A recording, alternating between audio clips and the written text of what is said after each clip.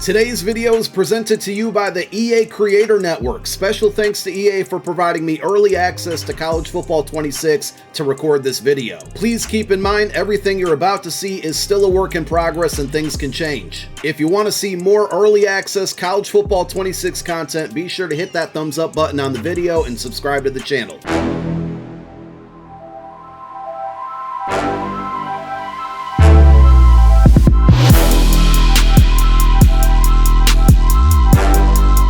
What's going on, everybody? If you're new here, my name is Popular Stranger. If you're a returning subscriber, you watch my other content in the past, welcome back. I'm normally a Madden Ultimate Team and College Football Ultimate Team guy, but with early access to College Football 26 and a new game, I want to try something new this year, and if this goes well, if you guys like it, and please let me know down below in the comment section if so. We're going to try Dynasty mode, and in this video, we're going to do a one-year rebuild with, you probably read the title already, the Kentucky Wildcats. This one's probably going to be a little bit different compared to the majority of the rebuilds you've probably watched on YouTube in the past, and because we only have limited access during this early capture period, we're going to play one season. I'm going to play every single game, and we're going to try to get Kentucky set up for the future in this one season. As far as the settings go, we're going to leave everything pretty much default and jump right over to the team selection, the coach selection, all of that. And like I said, if this goes well, if it's something you guys want to see more of, we'll do other teams, longer seasons, longer videos. And on my Twitch channel, I will 100% be doing a Syracuse Dynasty, multiple seasons of that. I grew up in Syracuse. I live in Syracuse. It's my favorite team. I'm a season ticket holder, but it's not about them right now. It's about the Kentucky Wildcats. I basically wanted to do a 3-star team to rebuild for this one-year period. Kentucky caught my eye because they have a few speedy players at important positions. They're in a tough conference in the SEC. And I looked at their schedule. It's a really tough one, including the #1 team in the country, Arch Manning, and the Texas Longhorns. Keeping the theme of default settings, we're going to use Mark Stoops as our head coach for this one-year rebuild. A- grade, which is going to be very helpful when it comes to some of the deal breakers in recruiting. With a very tough SEC schedule, we're going to try to bounce back here, coming from a 4-8 2024 season where Kentucky lost 6 of their final 7 games after a fairly impressive win on the road against Ole Miss. And this is going to be led by 2 players on offense, both pickups from the transfer portal, Zach Calzada, who played a few years at Texas A&M, and at running back, Dante Dowdell, who came over from Nebraska. When it comes to SEC football, I think it's going to be very rare to find a easy schedule, but one of the main reasons I decided to do this rebuild with Kentucky is because they had a roster that I think I could play with, but also a very challenging schedule. After an early conference game in week 2 against number 19 Ole Miss, you can see at week 4 and week 7 we have a bye, and in between all of that, road games against number 12 South Carolina, number 4 Georgia, and then home games against number 1 Texas and number 22 Tennessee. With Auburn, Florida, Vanderbilt, and Louisville still on the schedule, we have this game against an FCS Southeast squad. I wanted to change up the schedule here and give us somewhat of a more difficult opponent outside of the SEC. Definitely not going to be the toughest matchup in the world, but we decided on the Louisiana Ragin' Cajun should be more of a challenge than an FCS school. Before we jump into the season, gotta set up the recruiting board, and I will tell you firsthand, recruiting is not going to be my strong point here, but we're going to do our best to build up the squad before we leave or finish after 1 year. And I wanted to take a look at the school and the things that we were going to be good at when it comes to recruiting. Probably a noob move, but we filled up the entire recruiting board with 35 targets, scouted most of them before the season started just to see what we were targeting and if they were going to be any good, mostly focusing on players who were at positions of need. We will check back in on the recruiting side of things when we hit that first bye week after our first 3 games, but for now, it's time to jump onto the field and face our first opponent of the 2025 season, the Toledo Rockets. So here we go. Let's set it off week 1 in front of our home crowd. And I'm going to tell you, Kentucky has some really good looking uniforms as well. The blue and the white in the stands and on the field looking very clean. and we got off to a great start on the very first possession. And by the way, if you're wondering, all games will be on Heisman difficulty. Recruiting not my strong point, but gameplay will be. We gain a good chunk of yards to approach the red zone. Calzada finding Kendrick Law, who's going to be our #1 wide receiver on his jersey and on the field. He's got 97 speed. And on 2nd and 5 from the 6-yard line, we're going to find starting tight end Elijah Brown, 6'6", on the RPO read for our first touchdown of the season. We got a couple really talented running backs on the roster. Going to do my best to spread the football around, if you will, but it's going to be led by junior Dante Dowdell, who's come from Nebraska, had a previous stop at Oregon as well. He's going to get us all the way into the red zone with this really big run down the field and then punch it in for 6 more, giving us a 14-0 lead early on. No lead is ever going to be safe on Heisman difficulty. Toledo would battle back, scoring 10 unanswered, and we're going to make that 17 unanswered with this insane Hail Mary right before halftime. Toledo up now 17-14 going into the locker room. Luckily for us, that would be the extent of the comeback from the Toledo Rockets, because late in the third quarter, we would find Troy Stiletto, the senior transfer from Clemson, to score his first touchdown of the season. And after pinning Toledo back on the 5-yard line, senior transfer David Gusta from Washington State would record his first sack on the season, but it gave us 2 points as well, putting us up 30-17. That would remain the final score, week 1 in the books, and we're still undefeated. Now for week 2, first conference game of the year at home against Ole Miss. And if you rewind back to the 2024 season, Ole Miss was 4-0, ranked number 6 in the country, and Kentucky went on the road for a 20-17 victory. Huge upset in the early part of last season.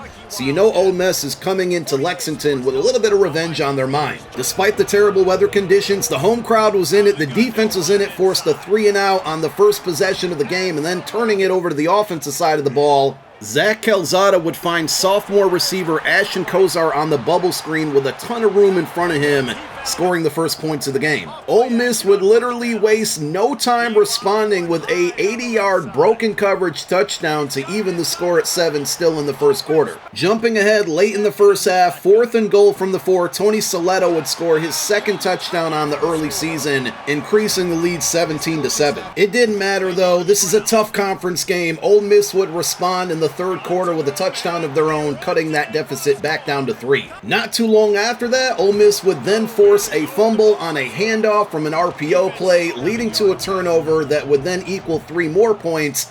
Now we're tied up at 17. In fact, these two teams would trade field goals under 2 minutes to go. We're going to take the lead 20-17, and now it's up to the defense to hold on to this lead and get us our second win of the season. And there he is again, the somewhat hero of game number 1, David Gusta. Huge sack on 3rd down, leading to a 4th down incompletion, turnover on downs. And for a second season in a row, Kentucky is going to pull off the upset on ranked Ole Miss, ending their undefeated season. That would bring us to game number 3 on the season, a much easier opponent on paper, Eastern Michigan, and I'll just be honest and spoil it for you, it was an absolute flood. The defense got off to a great start, getting to the quarterback multiple times. We would find Kendrick Law, the 97 speedster, for a big touchdown to increase the lead 14-0, and we just never looked back in this game. Just about everybody on the roster, both offense and defense, contributed to this win. Final score, Kentucky 42, Eastern Michigan 0. On to our first bye week with a 3-0 record. Also, after the game, we learned that we got our first commitment of the rebuild. Only a 2-star will linebacker, but it's good to get one on the board, and with a break in the season now, it's a great opportunity to catch you guys up on some recruiting. Looking ahead on the schedule, definitely some shakeup in the top 25. South Carolina's now 6th in the country. Georgia number 2, both 3-0. We'll see if that changes by the time we get to both of those games. And once the number 1 team in the country, Texas, is now 7th. They're 2-1, and Tennessee is 1-2. After that, we still have Auburn and Florida, both undefeated teams. A lot of very tough matchups on the schedule upcoming. So here is our up-to-date recruiting board. Again, this is not my forte here, but we're doing our best to land some recruits, and ultimately the goal is to win as much much as possible to sway people to come to Kentucky so we can continue to win year after year after year. We do have a handful of 4-star prospects that are in the top 5 right now. That includes 2 4-star quarterbacks. We're kind of losing hope here on Trevor Harvin, so I just sent the house on him. We'll see what happens when we sim to the next week. But like I said, a good amount of players that were in their top 5, so that's certainly a good thing there. We got a few players lined up for visits in the upcoming weeks against some really tough opponents, including Kafari Gold, who's going to be our 5-star player, and I think one of the only 5 stars that I'm after, and he's got us at number 1 right now, so a win when he's in town could really seal the deal. But all in all, I really tried to attack the team needs here. As you can see, outside of recruiting a 6th Mike linebacker, we've pretty much met everything that we need. Now we just need to bring these people home. So let's advance past our bye week and get ready for a huge game against South Carolina on the road. We got ourselves a night game in South Carolina. The ambiance looks great, but that also means the crowd is going to be going crazy, and it's going to be a very tough environment to play in. It's also our very first road game, so let's see how we handle it. Even in this tough environment, we got off to a great start, forcing a 3-and-out. Dante Dowdell with a big run to get us into scoring range,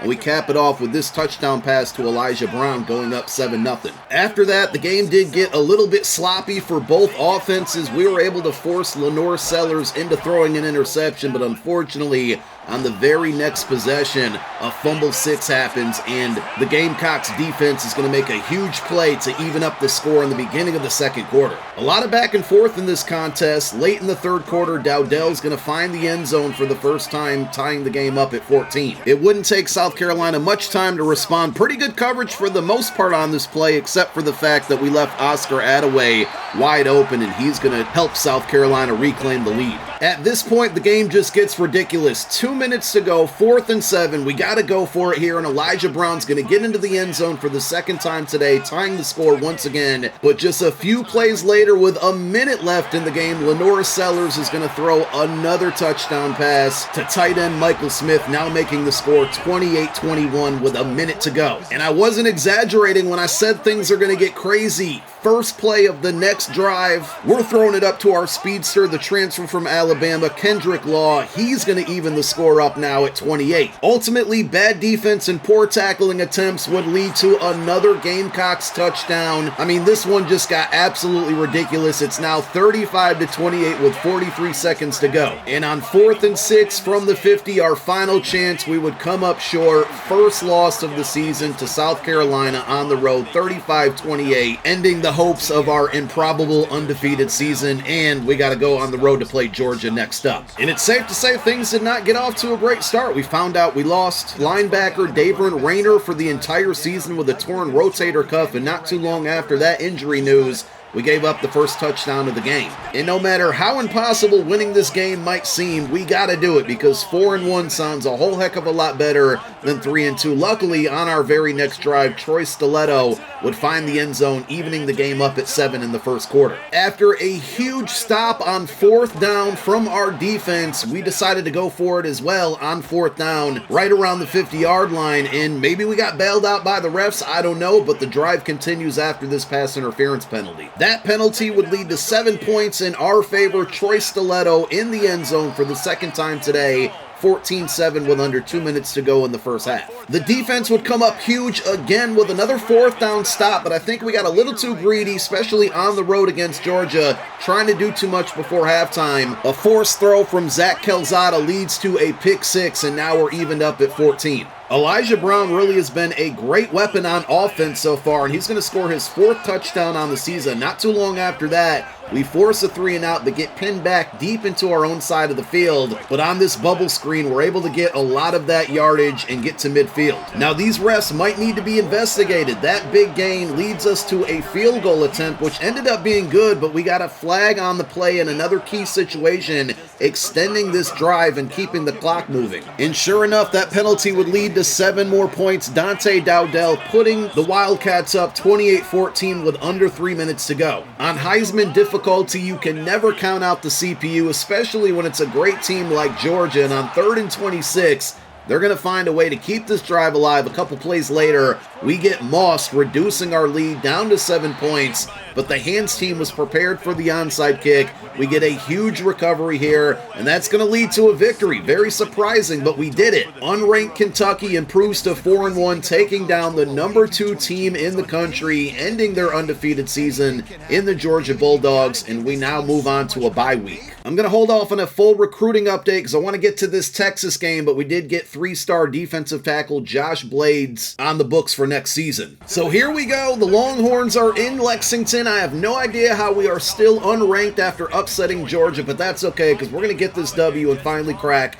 the top 25. With the home crowd juiced up, Elijah Brown is going to get into the end zone once again, putting us up 7-0 early on in the first quarter. The defense would then go put some good pressure on Arch Manning, flushing him out of the pocket, forcing a 3-and-out. And on the next possession, backup running back Jamarion Wilcox would get us up to the 2-yard eventually for Dante Dowdell to punch it in for 6. With us hanging on to a 7-point lead, mistakes were made. Anthony Hill Jr. would intercept this screen pass, taking it back for 6 and tying the game up right before halftime. These are just simply things you cannot do when trying to upset a team like Texas. Running outside of the pocket, Zach Calzada is going to turn the ball over for a second time this game. That would eventually lead to 7 more points due to turnovers, and now Texas finds themselves up 21-17 going into the final quarter. But these Wildcats, they got heart, they got fight. 4th and 3 from the 4-yard line. There he is again on the screen. Elijah Brown going to put Kentucky back up by 3 points with 2:14 remaining. As expected, in crunch time, Texas would march right down the field, getting inside the 5. Huge stop on 1st and goal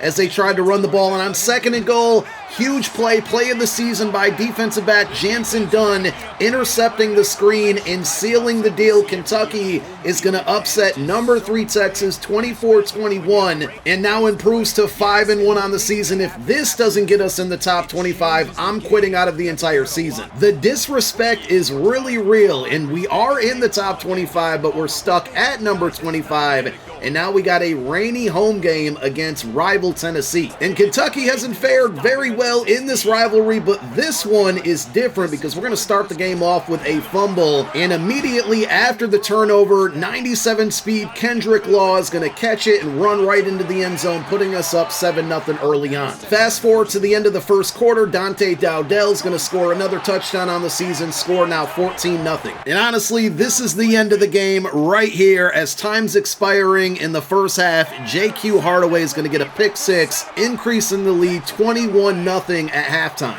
Looking at this game on the schedule before the season started, I thought it would be a tough one, but I will always take a W in a rivalry game. Kentucky 28, Tennessee 14. In recruiting news, we landed 2 4-star wide receivers. First up, Tavares Holiday from Lexington, Kentucky, and also James Rosen. Looking forward to getting both of these guys on campus next season. Before we jump into the next game against Auburn, let's do a little housekeeping, check on recruiting and everything else going on in our first year with this Kentucky Dynasty. We have moved up to 18th in the country, 6-1 record, considering we've beaten Georgia and Texas, and they're both ranked ahead of us.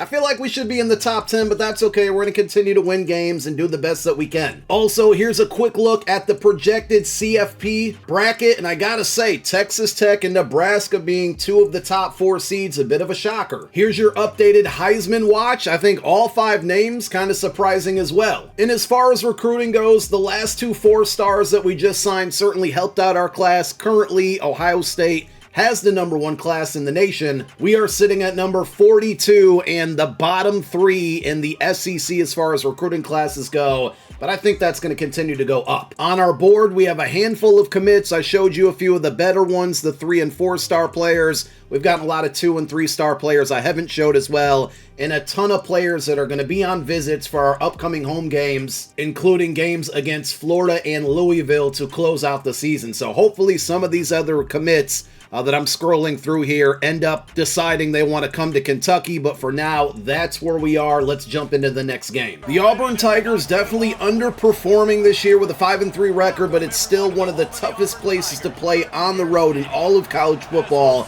and we cannot slow down our momentum right now, trying to make it into the college football playoffs. And this game's definitely going to get off to a bad start. First possession, second play of the game, Zach Calzada's going to throw it to the other team. Certainly not an ideal way to start this game out. Luckily, the defense was able to hold us down and only allow 3 points after the turnover. We were also able to answer back very quickly. Dowdell's going to find pay dirt as we take the lead late in the first quarter, 7-3. But if there was one play in this entire video that displayed the Heisman experience when playing Dynasty mode, it's this one. The very next possession, Auburn's going to answer right back, and we now have a 10-7 game. Back and forth we go in the first half of this game, and look at this absolute dime to running back Seth McGowan to take the lead, now 14-10. Fast forward to the end of the third quarter. This might be the sequence of the game. Auburn 17, Kentucky 14, third and goal, stopped at the 2-yard line. We're going for it on fourth, even though we have the opportunity to tie the game, and we're going to get stopped again, missing out on a guaranteed 3 points, but a possible 7. And the defense is really fighting all game. I mean, we're going to force a 3-and-out directly after we get shut out, but this game was really all about missed opportunities, a wide open receiver in the back of the end zone with an overthrow from Zach Calzada. So this time around, we decided to take the 3 points, try to tie the game, and well, that didn't work out either. Again, the defense continues to hold us down and keep us in the games. Back-to-back sacks on second and third down,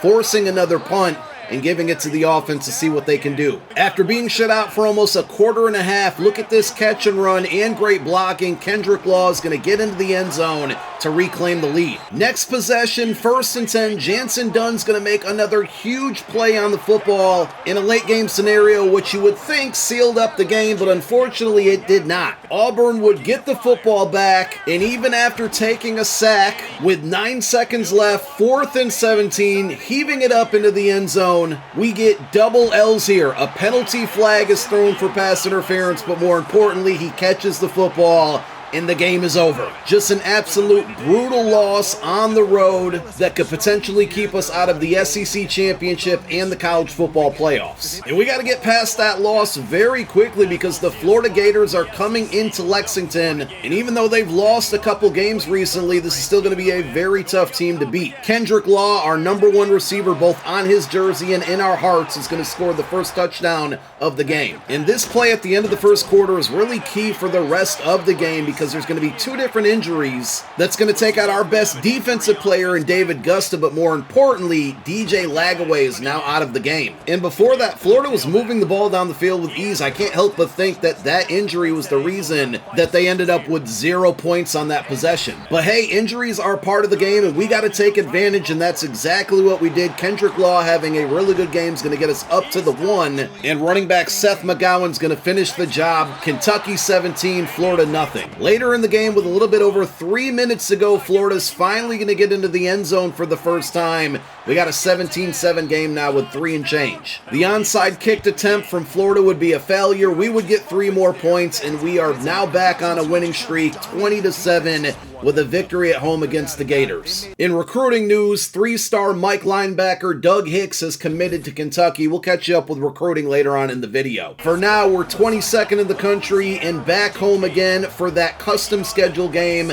against the Louisiana Ragin' Cajuns. We would strike first in this contest late in the first quarter, a jet sweep to wide receiver Ashton Kozart, putting us up 7-0. Louisiana actually moved the ball down the field very well the entire game, but they would come up short in multiple situations like this, throwing a red zone interception and turning over the ball. Later on in the game, towards the end of the third quarter, 17-6, but look at the speed on Kendrick Law. He's one of the main reasons I decided to do this entire Kentucky rebuild with that 97 speed. You can see how game-changing it is. With back-to-back rivalry games upcoming, we needed an easy win like this, 31-13, and now we move on to Vanderbilt. We are now 16th in the country with an 8-2 record, and this rivalry game hasn't been so one-sided. We haven't really called senior wide receiver Jamori Macklin's name much this season, but he's been very good for us, and he's going to get us all the way up to the 1-yard line after this bubble screen. It took us 3 tries from there to finally get in the end zone, but we're going to score first, going up 7-0. That lead would be short-lived, though, because look at this ridiculous run by quarterback Diego Pavia. We now got a tie game in the first quarter. Lucky for us, we got 97 speed Kendrick Law on the squad, and we're going to strike quickly ourselves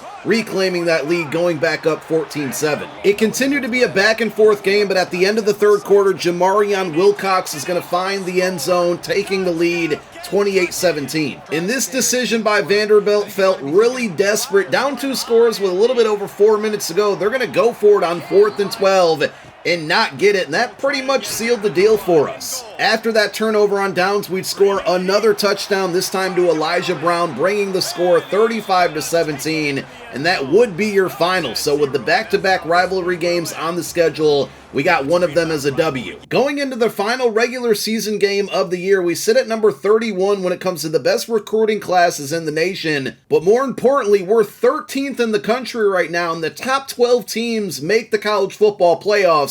So this upcoming game against Louisville is a must-win if we want to get in. So not only are we playing for the Governor's Cup in this rivalry game, but it's also going to guarantee us more than likely a spot into the college football playoffs with a win. There just wasn't too much going on in this game offensively. Louisville's going to get their second field goal of the day, and at halftime, we're looking at a 6-0 game. Coming back from halftime, senior linebacker Landon Watson would provide a boost on the defensive side with this interception, but there was certainly a theme all afternoon on offense for the Wildcats. They just could not do anything with it, turning the ball right back over to Louisville. With the Cardinals in the red zone threatening to score again, the defense would provide another huge play, this time with a forced fumble and recovery. David Gusta definitely been the defensive MVP this entire season, but instead of taking the 3 points here from the 17 on 4th and 7, we would come up short, gaining that first down, turning the ball over yet again. Still a 6-0 game with 2 minutes to play. The shutout is going to happen because Louisville is going to hand it off to running back Duke Watson, and he's going to take it to the opposite side of the field, essentially icing the game. It was such a great season with huge upset wins over Georgia and Texas, but in the game that meant the most and a likely trip to the college football playoffs on the line, the offense put up 0 points. In the final score in this rivalry game, Louisville 6, Kentucky nothing. After the game, we did learn that 4-star Mike linebacker Paul Forsett did commit to the University of Kentucky, but it's hard to be excited about any type of news right now after such a devastating loss. With the regular season over, the Heisman Trophy was awarded to wide receiver Zach Branch at Georgia, the USC transfer, who put up over 1,500 receiving yards on the season. The loss to Louisville knocked us back in the rankings to number 19, keeping us out of the playoffs. Instead, we get an invite to the Gasparilla Bowl in Florida against ACC Cal. Gonna be hard to get excited about playing in this game, but we're 1 win away from a 10-win season, and even though we're not gonna make the playoffs, I think a 10-3 record would definitely be the right step forward in rebuilding this program. On the first drive of the game, the senior Fred Ferrier finally got some playing time, and he was able to find the end zone for the first time on the season,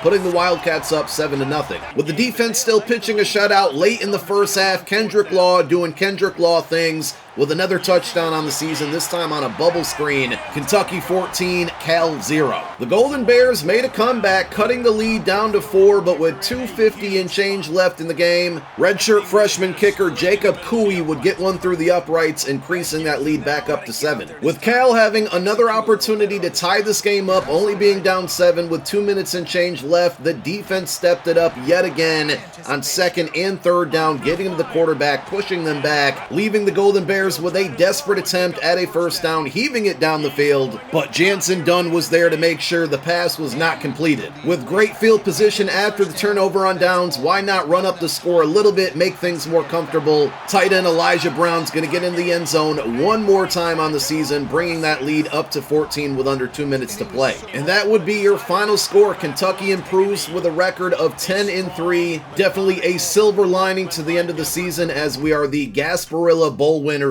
If you were curious about what was going on in the college football playoffs that we unfortunately missed, the final 4 teams, Clemson and Georgia, USC and Penn State. And the championship game ended up being 2 teams that I don't think many people expected. Number 6, USC, against number 5 Clemson for the title. And there it is, your 2025 national champions would be the Clemson Tigers. And with all the games played, it's now time to wrap up our first season and see how we finish on the recruiting trail. Some of you are probably wondering why I never used the skill points to upgrade coach abilities, because this is going to be a quick 1-year rebuild. I didn't see much benefit from doing it, but eventually I decided to do so, and we used it on the elite recruiter ability to unlock tier 1 advanced look at the quarterback position. With the transfer portal now open, we had to get to work rebuilding this Kentucky Wildcats roster for the 2026 season. And before it opened up, we had a decent recruiting class, 42nd in the nation last we looked, but that was sure to improve once we signed our first 5-star commit, Mike linebacker Stephen Sowles. We also got 4-star quarterback transfer Gavin Wimstat from Jacksonville State. Funny enough,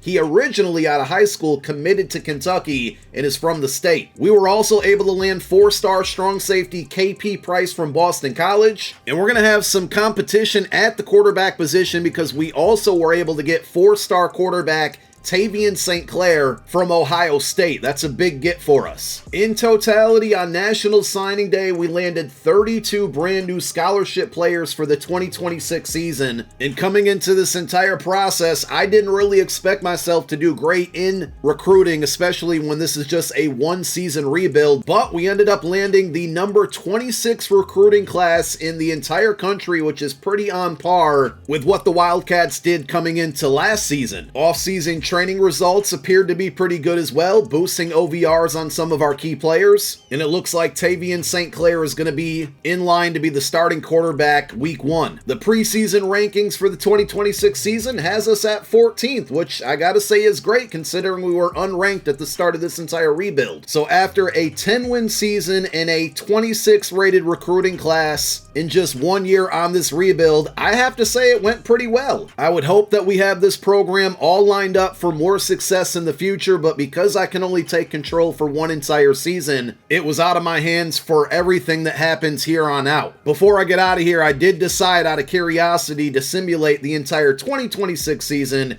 to see how we fared, and unfortunately it wasn't as good as it was when I had the controller in my hand at the end of the 2026 season. The Kentucky Wildcats finished with a 6-7 record. Certainly not ideal, but certainly also better than the 4-8 record that we took over. And look, we even managed to beat Louisville this year, the one team that potentially stopped us from winning a national championship in the first season. So that's it. I hope you guys enjoyed the video. Something new for me, but I want to do a lot more of this throughout the college football 26 years. So if you want to see a series with a similar setup, but longer videos and more seasons, please give me your feedback down below in the comment section. Let me know what you like. Let me know what I could do better, because again, it's something I really do want to explore. And I had a lot of fun doing this. Can't wait to try to rebuild some smaller schools. And again, we'll have the Syracuse Dynasty on my Twitch channel. Thank you guys so much for tuning in. My name is Popular Stranger. I'm out. Peace.